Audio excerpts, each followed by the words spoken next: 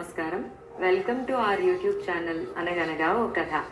మంచి కథలు వినడానికి మా ఛానల్ని తప్పకుండా సబ్స్క్రైబ్ చేయండి. అలాగే మీ ఫ్రెండ్స్ అండ్ ఫ్యామిలీకి షేర్ చేయండి. ఇవాల్టి మన కథ పేరు ఉక్కు కోట. ఒక రాజుకు ఒక్కడే కొడుకు. యుక్త వయసు వచ్చిన అతను తన వివాహం గురించి తలపెట్టకపోవడం చూసి రాజు, నాయనా, నీకు పెళ్ళాడే వయసు వచ్చింది కదా, పెళ్లి గురించి ఆలోచించవేమి అని అడిగాడు. పెళ్ళాడదగిన కన్య ఎవ్వరూ నా దృష్టికి రాలేదు అన్నాడు రాజకుమారుడు. అలా అయితే నేను సహాయం చేస్తాను. ఈ తాళపు చెవి తీసుకుని రాజభవనం పైభాగాన ఉన్న గదిలోకి ప్రవేశించి చూడు. నీకు భార్య అవదగిన అమ్మాయి నీకు దొరకవచ్చు అన్నాడు. రాజకుమారుడు పైకి వెళ్ళి ఎవ్వరూ ఎన్నడూ తెరవని గది తలుపు తెరిచి లోపల అడుగుపెట్టాడు. అది ఒక గుండ్రని గది. ఆ గది గోడకు అనేక రాజకన్యల పటాలు వేళ్లాడగట్టి ఉన్నాయి. ఆ పటాలను ఒక్కొక్కటిగా చూస్తూ రాజకుమారుడు గది ప్రదక్షిణం చేశాడు. అందులోని కన్యలందరూ ఒకరిని మించి ఒకరు అందంగా ఉన్నారు. అందరినీ మరొక్కసారి చూసి ఏదో ఒక నిర్ణయానికి వద్దాం అనుకుంటూ ఉండగా రాజకుమారుడికి మరొక పటం మీద గుడ్డ కప్పి ఉండటం కనపడింది. అతను ఆ గుడ్డను తొలగించి పటంలోని సుందరిని చూసి అలాగే నిలబడిపోయాడు. అందులో ఉన్న కన్య అపురూపమైన సౌందర్యవతి. ఆమెనే పెళ్లాడాలని రాజకుమారుడు నిశ్చయించుకున్నాడు. అతను కిందికి దిగివచ్చి తండ్రితో తన నిర్ణయం చెప్పేసరికి రాజు చిరాకుపడి, గుడ్డ కప్పిన పటాన్ని ఎందుకు చూశావు? అది చూడదగినదైతే గుడ్డ కప్పి ఉంటుందా? ఆమె ఒక రాజకుమార్తె. దుర్మార్గుడైన మాంత్రికుడు ఒకడు ఆమెను అపహరించి తీసుకుపోయి ఉక్కుకోటలో ఖైదీ చేశాడు. ఆమెను చెర విడిపించాలని ఎందరో వెళ్ళారు, కానీ ఒక్కడూ తిరిగి రాలేదు. పట్టుదలగా ఉంటే నువ్వు కూడా బయలుదేరి వెళ్ళు అన్నాడు. మర్నాడే రాజకుమారుడు తన గుర్రం మీద ఒంటరిగా బయలుదేరాడు. త్వరలోనే అతనొక కీకారణ్యంలోకి ప్రవేశించాడు. ఎంత దూరం వెళ్ళినా ఆ అరణ్యం తరుగుతున్న లక్షణాలు కనపడలేదు. ఇంతలో అతనికొక చాలా పొడుగుపాటి మనిషి కనిపించి, నన్ను ఉద్యోగంలో పెట్టుకో అని రాజకుమారుణ్ణి అడిగాడు. తనకు ఒకరు తోడుగా ఉండటం మంచిదే అనిపించి, నువ్వేం చెయ్యగలవు అని రాజకుమారుడు అడిగాడు. నా పేరు పొడుగు. నేను ఎంత ఎత్తైనా పెరగగలను, చూడు అంటూ ఆ పొడుగు మనిషి చూస్తూ ఉండగానే సమీపంలో ఉన్న చెట్టంత ఎత్తు పెరిగి ఆ చెట్టుపై కొమ్మలలో ఉన్న పక్షిగూడును గుడ్లతో సహా అందుకుని తిరిగి మామూలు ప్రమాణానికి వచ్చి రాజకుమారుడికి చూపించాడు. బావుంది, ఈ అరణ్యంలో నుంచి బయటపడే మార్గం చూపిస్తే నువ్వు మరింత ప్రయోజకుడివి అన్నాడు రాజకుమారుడు.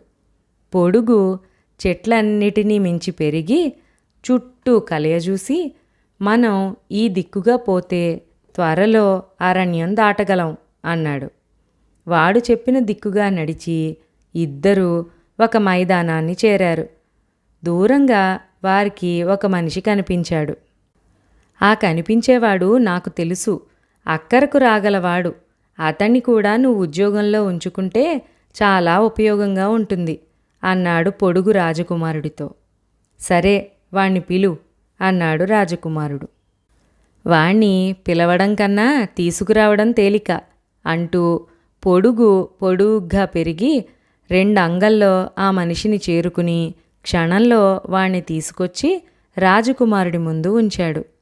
పొట్టిగా ఉన్న ఆ మనిషిని రాజకుమారుడు, నువ్వెవరు, ఏం చేయగలవు అని అడిగాడు. దానికి వాడు, నా పేరు అడ్డం. అడ్డంగా ఎంత లావైనా కాగలను అన్నాడు. ఆ మాట అంటూనే ఆ మనిషి ఊపిరి పీల్చి చాలా వేగంగా లావు పెరగసాగాడు. రాజకుమారుడు పొడుగు దూరంగా పారిపోకపోయుంటే వాడి కింద పడి రూపుమాసిపోయేవారే. ఈ విద్య గలవాడు ప్రపంచంలో మరొకడుంటాడని నేను అనుకోను. నువ్వు కూడా మా వెంటరా అన్నాడు రాజకుమారుడు. అడ్డం ఊపిరి విడిచిపెట్టి మామూలు మనిషి అయ్యాడు. ముగ్గురూ కలిసి మైదానం దాటి కొండలను చేరుతూ ఉండగా వారికి మరొక మనిషి కనిపించాడు. అరే, చురుకు కళ్ళు ఇక్కడున్నాడే అన్నారు పొడుగు అడ్డము ఒకసారే. వాళ్ళు గుర్తించిన మనిషి కళ్ళకు గంతలు కట్టి ఉండటం రాజకుమారుడు చూసి, అలా కళ్ళకు గంతలు కట్టుకున్నావే, నీకు దారెలా తెలుస్తుంది అని అడిగాడు. చక్కగా కనబడుతుంది. గంత లేకపోతే నా చూపు పడినదల్లా భస్మీపటలం అవుతుంది. నా కళ్ళు అంత తీక్ష్ణమైనవి అన్నాడు చురుకు కళ్ళు. ఇలా అంటూనే అతను తన కళ్ళగంతలు తీసేసి ఒక పెద్ద కొండరాయికేసి చూశాడు. వెంటనే రాయి చిటపటలాడి కొద్ది క్షణాలకు బద్దలై 1000 ముక్కలయ్యింది. ఆ రాతి ముక్కల మధ్యలో మెరుస్తున్న ఒక బంగారు కణిక ఉన్నది. రాజకుమారుడు చురుకు కళ్ళవాణ్ణి కూడా తన సేనలోకి తీసుకుని, ఉక్కుకోట ఎంత దూరంలో ఉన్నదో, అక్కడ ఏం జరుగుతున్నదో చూడు అన్నాడు. పొద్దు వాలేసరికల్లా మనం ఉక్కుకోట చేరుకుంటాం. అక్కడ మన కోసం వంట చేస్తున్నారు. రాజకుమార్తె ఒక బురుజులో బందీగా ఉంది అన్నాడు చురుకు కళ్ళు. వాడన్నట్టుగానే రాజకుమారుడు తన అనుచరులతో కొండలు దాటి అస్తమయం అయ్యేసరికి ఉక్కుకోట చేరుకున్నాడు. కోటలో నుంచి ఎవ్వరూ వాళ్లకు ఎదురు రాలేదు. అంతటా నిశ్శబ్దం. రాజకుమారుడు కోట ఆవరణలో ప్రవేశించాడు. తన గుర్రాన్ని గుర్రపుశాలలో కట్టేసి దానికి దాణా వేశాడు. తరువాత నలుగురూ కలిసి భవనంలో ప్రవేశించారు. లోపల గదులలో ఎవ్వరూ లేరు, కానీ ఒక పెద్ద హాలులో శిలలుగా మారిన మనుషులు చాలామంది దుమ్ము పట్టి ఉన్నారు. భోజనాల గదిలో దీపం కాంతిగా వెలుగుతున్నది. నలుగురికి భోజనం వడ్డించి ఉన్నది. దానితో ఆ నలుగురు భోజనం చేశారు. వాళ్ళు పడుకుని నిద్రపోదామనుకుంటూ ఉండగా ఒక గూనివాడు వాళ్ళున్న చోటికి వచ్చాడు. వాడు వృద్ధుడు. తల మీద వెంట్రుకలు లేవు. గడ్డం మటుకు నడుము దాకా పెరిగి ఉంది. వాడు నల్లని అంగీ ధరించి ఉన్నాడు. దానిమీదుగా 3 ఉక్కుకట్లు వాడి నడుముకు బిగించి ఉన్నాయి. వాడు ఒక స్త్రీని చెయ్యి పట్టుకుని తీసుకువచ్చాడు. రాజకుమారుడు ఆమెను చూడగానే గుర్తించి ఆమెను సమీపించబోయాడు. అతను పెళ్ళాడగోరి ఇంత దూరం వచ్చింది ఆమె కోసమే కదా. అతన్ని నిలుపుతూ వృద్ధుడిలా అన్నాడు, నువ్వు ఎవరివో, ఎందుకొచ్చావో నాకు తెలుసు. ఈమెను తీసుకుపోదామని వచ్చావు. అలాగే తీసుకుపో. కానీ ఒక షరతు. 3 రాత్రులు ఈమెకు నువ్వు కాపలా కాయాలి. ఆమె తప్పించుకుపోకుండా చూడాలి. అలా చూడలేకపోయావో నువ్వు నీ అనుచరులు కూడా శిలలైపోతారు అన్నాడు. రాజకుమారుడు ఆ షరతుకు తన సమ్మతి తెలిపాడు. వృద్ధుడు రాజకుమార్తెను ఒక ఆసనం మీద కూర్చోపెట్టి వెళ్ళిపోయాడు. రాజకుమారుడు ఆమెను పలకరించి ప్రశ్నించాడు. కానీ ఆమె జవాబు చెప్పలేదు. తాను కూడా శిల అయిపోయినట్టుగా నిశ్చలంగా కూర్చున్నది. ఆమెనలా చూస్తే అతనికి చాలా జాలి కలిగింది. ఆమెను తప్పనిసరిగా ఇక్కడ నుంచి తీసుకుపోవాలి అనుకున్నాడు. ఆమె తప్పించుకుపోకుండా ఉండగలందులకు పొడుగువాడు తన శరీరాన్ని పెంచి గది చుట్టూ పరిచి పడుకున్నాడు. అడ్డం ద్వారానికి అడ్డంగా కూర్చుని ఈగ దూరే కంత కూడా లేకుండా ద్వారాన్ని తన శరీరంతో కప్పాడు. చురుకు కళ్ళు గది మధ్యలోనే తిష్టవేశాడు. రాజకుమారుడు ఆ రాత్రంతా జాగారం చెయ్యడానికి సంకల్పించి నేల మీద కూర్చున్నాడు. కానీ కొద్ది క్షణాలకే నలుగురికి నిద్ర ముంచుకొచ్చింది. వాళ్ళు తిరిగి మేలుకునేసరికి తెల్లవార వస్తున్నది. అందరికన్నా ముందు కళ్ళు తెరిచిన రాజకుమారుడు రాజకుమార్తె లేదని తెలుసుకున్నాడు. అతను తన అవివేకాన్ని నిందించుకోసాగాడు. విచారించకు, ఆమెక్కడున్నది నేను చూస్తాను అన్నాడు చురుకు కళ్ళు. 100 మైళ్ళ దూరాన ఒక పెద్ద వనం మధ్య ఒక పెద్ద మర్రి చెట్టు చిటారు కొమ్మన మర్రికాయ రూపంలో రాజకుమార్తె వాడికి కనిపించింది. పొడుగువాడు చురుకు కళ్ళు గలవాణ్ణి తన భుజాల మీద ఎక్కించుకుని వెళ్ళి క్షణాల మీద మర్రికాయతో సహా తిరిగి వచ్చాడు. ఆ మర్రికాయను నేల మీద ఉంచగానే అది రాజకుమార్తెగా మారింది. కొండల మీదుగా సూర్యుడు ఉదయిస్తూ ఉండగా వృద్ధుడు వెటకారంగా నవ్వుతూ వాళ్ళున్న చోటికొచ్చాడు. రాజకుమార్తెను చూడగానే వాడి నవ్వు మాయమయ్యింది. వాడి నడుముకున్న ఉక్కు కట్లలో నుంచి ఒక కట్టు ఠపామని తెగి కింద పడింది. తరువాత వృద్ధుడు రాజకుమార్తెను చెయ్యి పట్టుకుని తీసుకుపోయాడు. ఆ రోజల్లా రాజకుమారుడు అతని అనుచరులు ఆ ప్రదేశం అంతా కలియ తిరిగారు. చాలామంది మనుషులు, గుర్రాలు శిలలుగా మారి కనిపించారు, కానీ ప్రాణంతో ఉన్నవారెవ్వరూ వారి కంట పడలేదు. వారికి భవనంలో భోజనాలు మాత్రం చక్కగా అమిరాయి. 2వ రోజు రాత్రి వృద్ధుడు మళ్ళీ రాజకుమార్తెను తెచ్చి పారిపోకుండా చూడమని రాజకుమారుడికి అప్పగించి వెళ్ళిపోయాడు. వాళ్ళు తిన్న భోజనంలో ఏమైనా మత్తుమందు కలిసిందో ఏమో, వాళ్ళు నలుగురు నిద్ర ఆపుకోలేకపోయారు. మళ్ళీ నిద్రపోయారు. తిరిగి వారికి తెల్లవారుజామున తెలివి వచ్చేసరికి రాజకుమార్తె తప్పించుకుపోయింది. చురుకు కళ్ళు కిటికీ వద్దకు వెళ్ళి తన కళ్ళగంత తీసి అటూ ఇటూ చూసి 200 మైళ్ళ దూరాన ఒక కొండలో ఒక బండరాయి మధ్య ఆమె మణిరూపంలో ఉన్నది. పొడుగు నన్నక్కడికి తీసుకుపోతే ఆమెను తీసుకురావచ్చు అన్నాడు.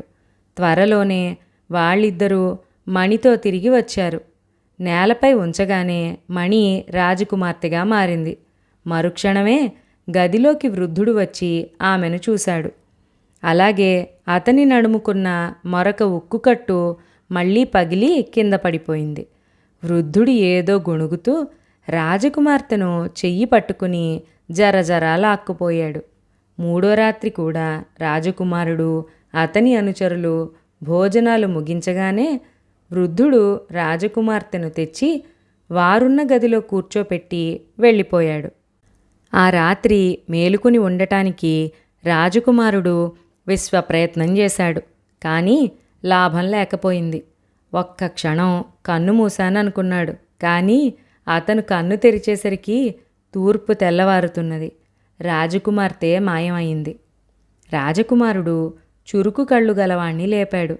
వాడు లేచి కిటికీ వద్దకు వెళ్ళి గంతలు విప్పి చూసి 300 మైళ్ళ దూరాన ఒక సరస్సు అడుగున ఒక ఆల్చిప్పలో ఉంగరం ఉన్నది. అదే రాజకుమార్తె. ఆమెను తెచ్చేందుకు ఈసారి మాతో అడ్డం కూడా రావాలి అన్నాడు. పొడుగు ఈసారి తన దేహాన్ని మరింత ఎత్తు పెంచి చురుకు కళ్ళు గలవాణ్ణి అడ్డన్ను చెరో భుజాన ఎత్తుకుని చాలా పెద్ద అంగలు వేసుకుంటూ బయలుదేరి సరస్సును చేరాడు. అడ్డం లావు పెరిగి సరస్సులో నీరు సగం తాగేస్తే పొడుగువాడు వంగి సరస్సు అడుగున ఉన్న ఉంగరాన్ని తీయగలిగాడు. ఇదంతా కొంచెం ఆలస్యం అయ్యింది. సూర్యోదయం కాబోతున్నది. వెళ్ళిన వాళ్ళు ఇంకా తిరిగి రాలేదు. రాజకుమారుడు ఆందోళన పడసాగాడు. కొండ మీదుగా సూర్యబింబం పైకి లేచింది. తలుపు తెరిచి వృద్ధుడు ద్వారం వద్ద నిలబడి వెటకారంగా నవ్వుతున్నాడు. అంతలోనే కిటికీ గుండా ఉంగరం లోపల పడింది. మరుక్షణం రాజకుమార్తె గదిలోపల నిలబడి కనబడింది. వృద్ధుడు ఆగ్రహంతో పెడబొబ్బ పెట్టాడు. అతని నడుముకున్న 3వ కట్టు కూడా ఠపీమని పగిలి కింద పడిపోయింది. వృద్ధుడు ఒక కాకిగా మారి అరుచుకుంటూ కిటికీ గుండా బయటకెగిరిపోయాడు. రాజకుమారుడు రాజకుమార్తెకేసి చూశాడు. ఆమె ముఖాన మందహాసం కనపడింది. ఇప్పుడు ఆమె మాట్లాడింది. తనకు విముక్తి కలిగించినందుకు అతనికి తన కృతజ్ఞత చెప్పింది. అదే సమయంలో కోటంతా సందడితో నిండిపోయింది. వృద్ధుడు తన మంత్రశక్తితో శిలలుగా మార్చిన మనుషులకు, గుర్రాలకు తిరిగి ప్రాణం వచ్చింది. అందరూ రాజకుమారుడి చుట్టూ మూగి అతన్ని ప్రశంసించారు. తన గొప్ప ఏమీ లేదని, అంతా తన అనుచరులే చేశారని అతను వారికి చెప్పాడు. అతని అనుచరులు అతని వద్ద సెలవు తీసుకుని వెళ్ళిపోయారు. రాజకుమారుడు రాజకుమార్తెతో సహా తన ఇంటికి తిరిగి వచ్చి ఆమెను పెళ్లి చేసుకున్నాడు. ఇక్కడితో ఈ కథ సమాప్తం. మరొక మంచి కథతో మళ్ళీ కలుసుకుందాం. ఈ కథ నచ్చినట్లయితే తప్పకుండా లైక్ చేసి మీ ఫ్రెండ్స్ అండ్ ఫ్యామిలీకి షేర్ చేయండి. అలాగే ఛానల్ని సబ్స్క్రైబ్ చేయడం అస్సలు మర్చిపోవద్దు.